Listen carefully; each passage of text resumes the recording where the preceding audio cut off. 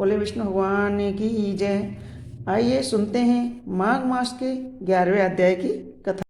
यमदूत बोला, मोक्ष के इच्छुक को सदैव शालिग्राम 12 शिला में और बजू या कीट निमित्त चक्र में वासुदेव भगवान की पूजा करनी चाहिए। इसके पूजन से जो फल प्राप्त होता है वो सुनाता हूँ। हे वैश्य, पापों का विनाशक है, सब पुण्यदायक है तथा सबको मुक्ति प्रदान करने वाला है। प्रतिदिन 10,000 राजस्व यज्ञ का फल तथा अग्निहोत्र कर समुद्र सहित पृथ्वी के दान करने का फल प्राप्त होता है। देवता इत्यादि अच्युत निरंकार को जब प्रणाम करते हैं तो उसका भी फल मिलता है। अत्यंत पापी, अकर्मण्य और अनाधिकारी होने पर भी यमलोक में नहीं जाते।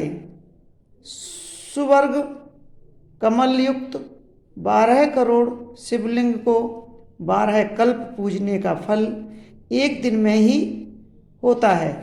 गोविंद का पूजन करने से नरक में नहीं गिरता। बिना तीर्थ सेवा, दान, यज्ञ और तप से छुटकारा पाता है। पूजा रहित पुरुष नरक, गर्भवास, त्रियक योनि, कृमियोनि आदि से मुक्त नहीं होता। जिसने शालिग्राम की पूजा पर का जल अपने ऊपर छिड़क लिया है उसने संपूर्ण तीर्थों में स्नान कर लिया। अतः कल्याण देने वाली गंगा जी, गोदावरी तथा रेवा नदी के जल में संपूर्ण शालिग्राम की पूजा मूर्ति रहा करती है।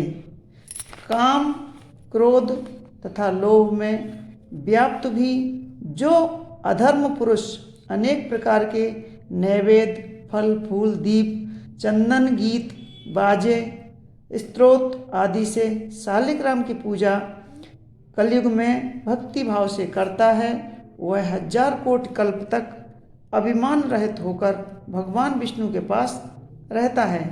चक्रवर्ती राजा होता है। जहाँ शालिग्राम की मूर्ति रूप में भगवान केशव उपस्थित रहते हैं, वहाँ पर देवता, यज्ञ और 14 लोक रहते हैं। शालिग्राम की मूर्ति के सन्मुख श्राद्ध करने से पितर तृप्त होकर सैकड़ों कल्प तक स्वर्ग में निवास करते हैं। जो लोग नित्य शालिग्राम की पूजा मूर्ति का जल पीते हैं उनको 1000 पंचगव्य के आचमन से सहस्त्र कोटि तीर्थ के करने से क्या कार्य है। वह मनुष्य माता पिता का स्तनपान नहीं करता है। जहाँ पर शालिग्राम की मूर्ति हो वहाँ से 3 योजन तक तीर्थ जानना चाहिए। वहाँ पर संपूर्ण दान और धर्म के करोड़ गुने फल होते हैं। हे राजन, शालिग्राम से कोस भर पास भी जो कीड़े मरते हैं वे वैकुंठ को जाते हैं। शालिग्राम की मूर्ति की बिक्री करने वाले मनुष्य प्रलय काल तक नरक में जाते हैं। हे वैश्यवर, घोर वन में जितेंद्र होकर तप करने से जो फल मनुष्य पाता है वही गरुड़ध्वज वासुदेव भगवान को स्मरण करने से और उनकी शरण में जाने से पाता है तथा नरक में नहीं जाता।